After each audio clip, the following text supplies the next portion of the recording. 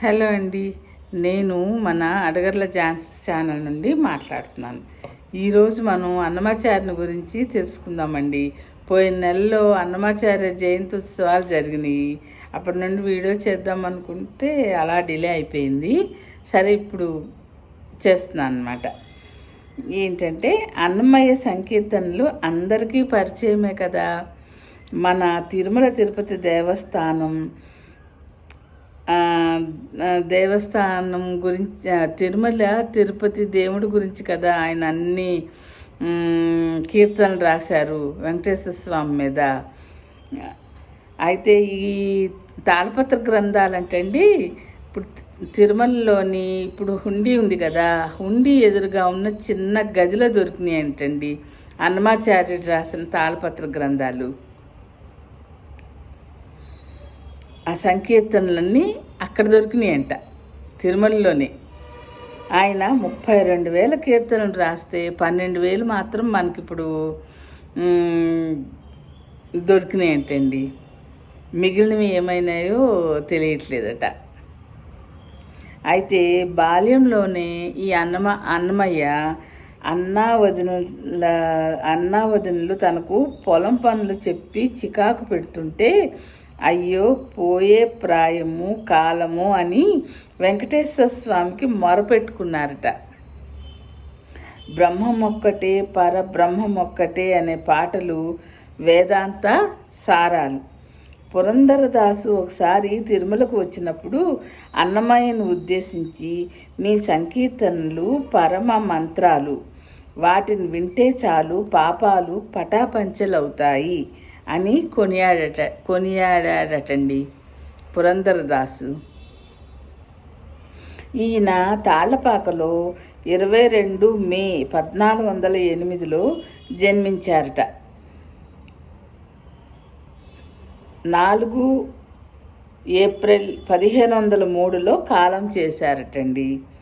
95 సంవత్సరాలు జీవించారట అన్నమయ్య.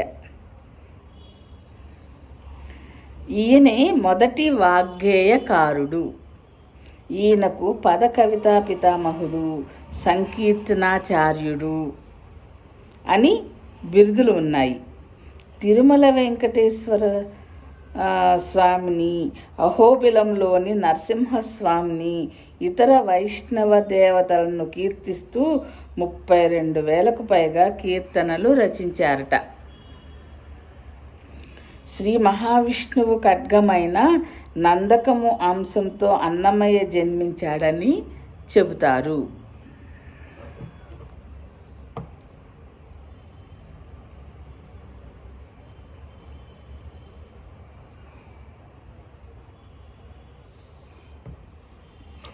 తుమ్మెదల పాటలు, గొబ్బిళ్ళ పాటలు, శృంగార గీతాలు, ఆధ్యాత్మిక పాటలు, ఇలా అనేక రకాల పాటలు వ్రాసారంటండి ఈయన.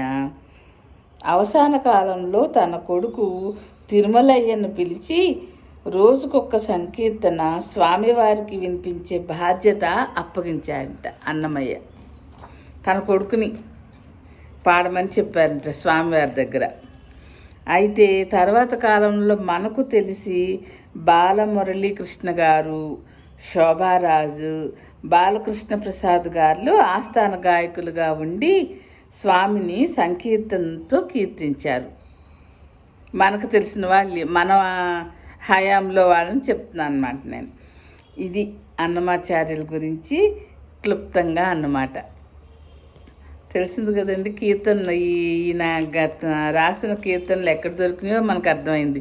స్వామివారి హుండీ ఎదురుగా ఉన్న చిన్న గదిలో దొరికినాయి అంటండి. అంటే ఆయన అక్కడుండి రాశారు కబుర్లు. అది అన్నమాట.